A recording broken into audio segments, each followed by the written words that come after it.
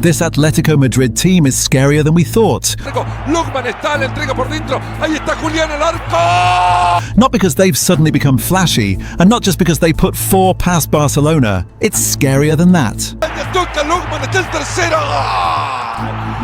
For months now, Atletico Madrid have been doing something very Simeone, quietly stacking points, quietly building one of the best defensive records in Spain, quietly staying within touching distance of the title race. Fewer than a goal conceded per game, one of the strongest home records in La Liga. Structured, controlled, hard to break, we saw the discipline. What we didn't see coming was the evolution. Because now the attack is moving differently. Griezmann isn't just linking play, he's dictating tempo again, drifting between midfield and attack like Atletico's metronome. Julián Álvarez has become the system's sharp edge, turning one trigger into a full sprint and one half-space touch into a finish. Giuliano Simeone brings the legs and the width. A relentless right-sided runner with 2 goals and 5 assists in La Liga, constantly stretching defenses so the stars can breathe inside. And then came Ademola Lookman, direct, vertical, unpredictable, a debut goal and assist in the Copa, followed by another strike against Barcelona. The numbers have been creeping upward. More shots in transition, more bodies in the box, more games where Atletico don't just manage leads. They create separation. And then tonight happened. 4 goals in one half against FC Barcelona. An 8-minute VAR drama. A statement performance that didn't feel emotional. It felt inevitable. That's the difference. This wasn't chaos, it looked rehearsed. Because when a Diego Simeone side keeps its defensive spine intact, one of the league's lowest goals conceded tallies, and suddenly layers vertical speed, technical freedom and confidence on top of it, that's when Atletico stop being annoying to play against. They become a genuine contender in every competition. And here's the real tension. If this version of Atletico is only just clicking in February, what happens in March? What happens in Europe? What happens if the attack keeps rising while the defense never drops? This is the data, the tactical shift, Lookman's ceiling-raising impact, Griezmann's renaissance, Alvarez's system fit, and why the dismantling of Barcelona wasn't a surprise. It was a warning. Before the goals started flying and before the Barcelona demolition, this Atletico Madrid side had already built something solid. As of mid-February 2026, Atletico Madrid sit firmly inside the top 3 in La Liga, averaging just under 2 points per game and conceding fewer than a goal per match. That defensive baseline matters. Only a handful of teams in Europe can say the same this season, but it didn't begin smoothly. The opening months of 2025/26 were uneven. There were narrow wins that felt laboured, a couple of frustrating draws where control didn't translate into goals, and in the Supercopa de España, Atletico showed promise, only to later be eliminated by Real Madrid, a reminder that progress and pain often travel together. But even in those setbacks, something was visible. The structure never collapsed. One of the early defining moments came in La Liga, the victory over Real Madrid at the Metropolitano. It wasn't just a derby win, it was tactical authority. Atletico restricted Madrid's central progression, forced wide circulation, and punished them in transition.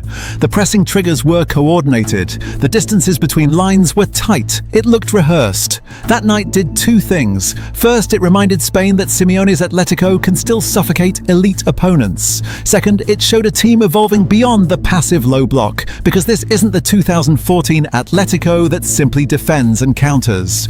This version is more calculated. Statistically, they've been among the league's most resilient sides. One of the lowest goals conceded totals in La Liga, double-digit clean sheets across competitions, a top-tier expected goals against profile, exceptional home form at the Metropolitano. At home, they've been especially dominant, compact without the ball, efficient with it, and ruthless when leading. Teams rarely leave Madrid comfortable, and that consistency is not accidental. Under Diego Simeone, Atletico have gradually shifted from deep, defensive absorption to something more balanced. You see it in higher starting defensive lines, coordinated mid-block presses, fullbacks stepping into midfield zones, and faster first passes after regains.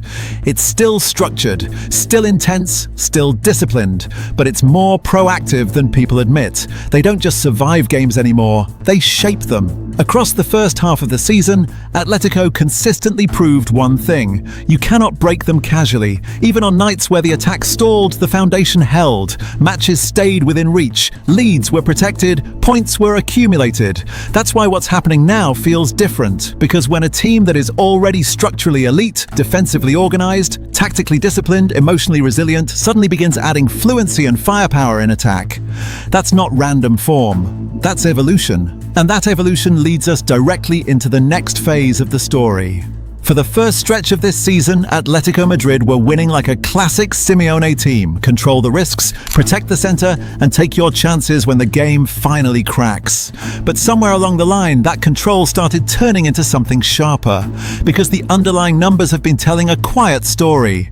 Atlético aren't just defending their way through matches, they're creating more, shooting more, and getting into threatening areas more consistently. In La Liga, they've scored 38 goals in 23 matches and are averaging 13.22 shots per game, with an expected goals total of 36.31 across those 23 league games. That's not survive and steal one. That's a team generating repeatable pressure. And the really important part is how those chances are being created now. The transitions are faster. The first pass after a regain is more vertical. And you're seeing more bodies arrive in the box like waves. Not like a single striker hoping something falls kindly. It shows up in who is creating the big moments too. Chance creation data has Julián Álvarez leading Atletico for big chances created with 9, with Marcos Llorente on 7 and Giuliano Simeone on 6 right behind. And that's revealing because it tells you the danger isn't coming from one corridor, it's coming from multiple lanes. That's when you stop looking like a team managing games and start looking like a team that can impose them. Álvarez is central to this shift because he isn't just a finisher, he's a trigger. He stretches the back line, presses like a midfielder, and gives Atletico something they've lacked at times: reliable threat from dead balls and range. Early in the season, he announced that part of his game with a direct free kick goal against Espanyol, and later, he produced another huge free kick moment in the derby win over Real Madrid, the kind of strike that changes the temperature of a stadium and the belief inside a team. But what makes him Simeone-proof is the workload. In the league, he's already posted 7 goals and 3 assists in 23 appearances with heavy minutes, production and availability. So even when Atletico aren't flowing, they still have a forward who can create something from pressing, from chaos, from one half-space touch. And then there's Griezmann, not just as a scorer, but as the organizer of Atletico's attacking life.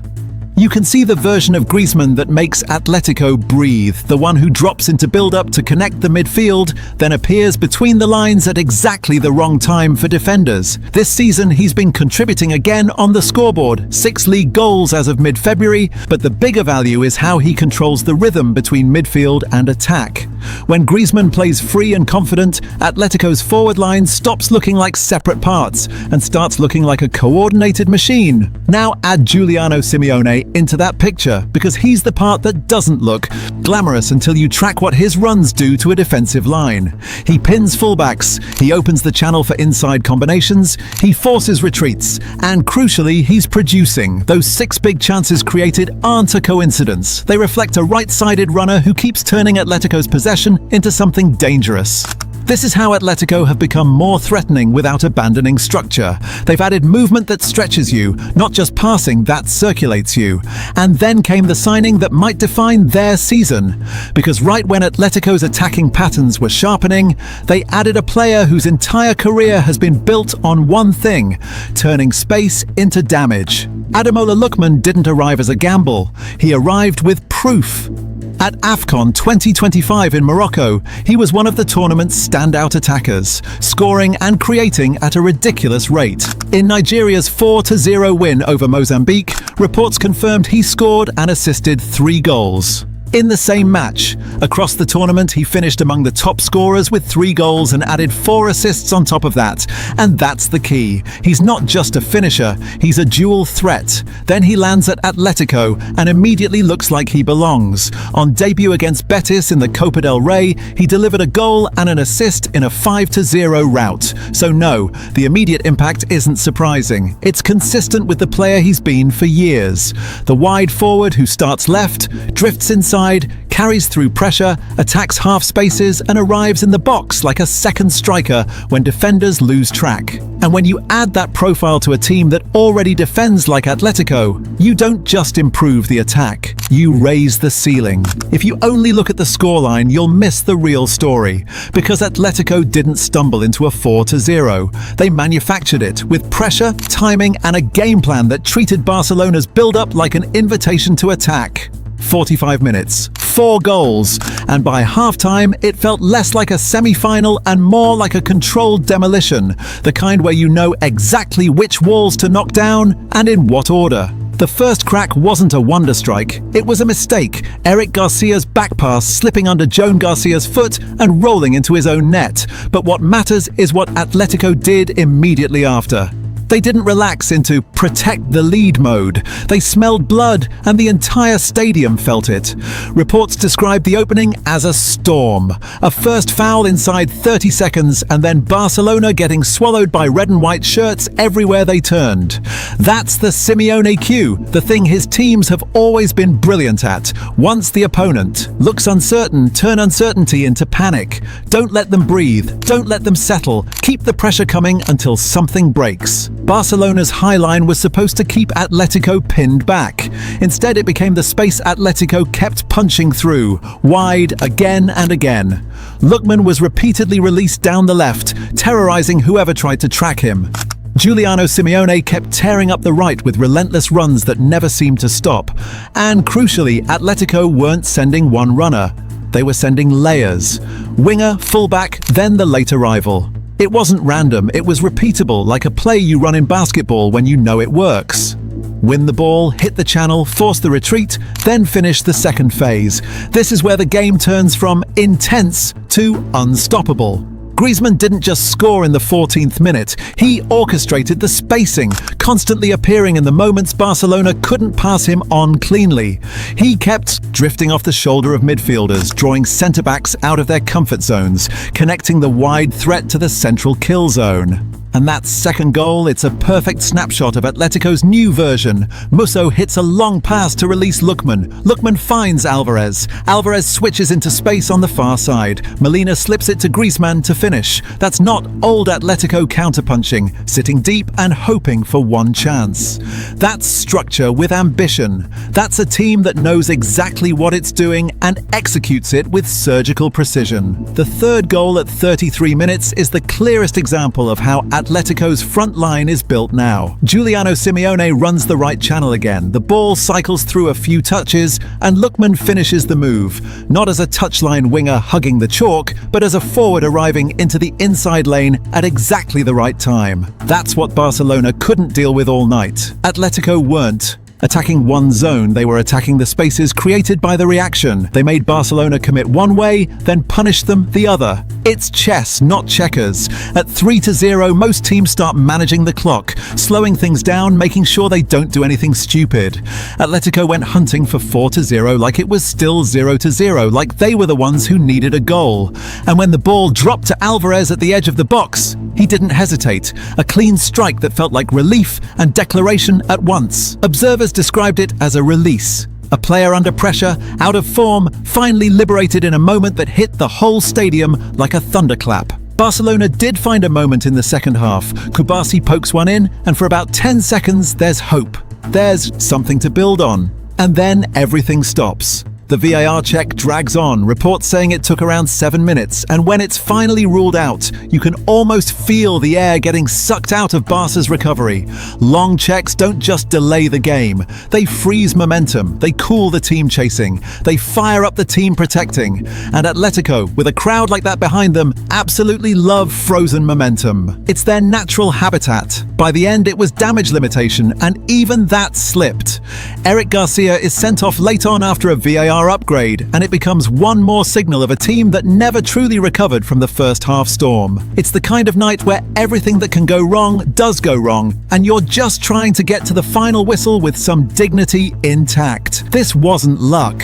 The patterns repeat throughout the entire match. Structured pressing where the first contact is aggressive, the second contact is swarming, the third contact is forward, coordinated runs with a wide runner plus an underlap plus a late box arrival, exploiting build-up risk. This wasn't a fluke performance, it was a team executing a mature plan at maximum intensity. And Barcelona had no answer. Zoom out and this win lands with real weight because Atletico are not a mid-table cup runner catching lightning in a bottle. They're third in La Liga after 23 games, the best defensive record in Spain, tied with Real Madrid on goals against. So the league context is clear. Barcelona on 58 points and Real Madrid on 57 are ahead. But Atletico are positioned like a team that can punish any slip. They're lurking, waiting for one of the big two to stumble. Now add the European timeline. Atletico have a Champions League knockout. Playoff against Club Brugge. First leg away on 18th February, second leg at the Metropolitano on 24th February. That matters because this is exactly the type of Atletico built for two-legged football, defensive spine, stadium intensity,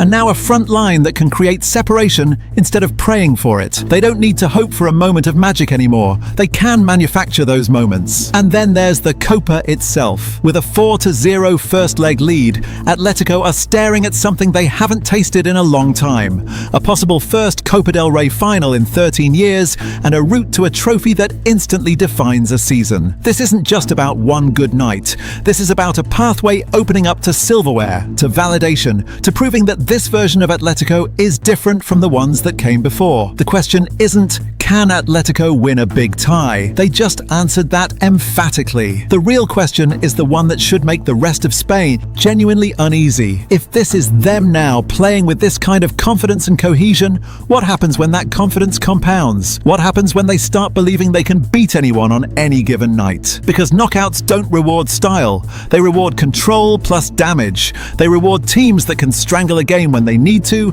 and then explode when the moment's right. And Atletico suddenly have both. They can suffocate you defensively like they always could, but now they can hurt you going forward in ways that feel new, dangerous, unpredictable.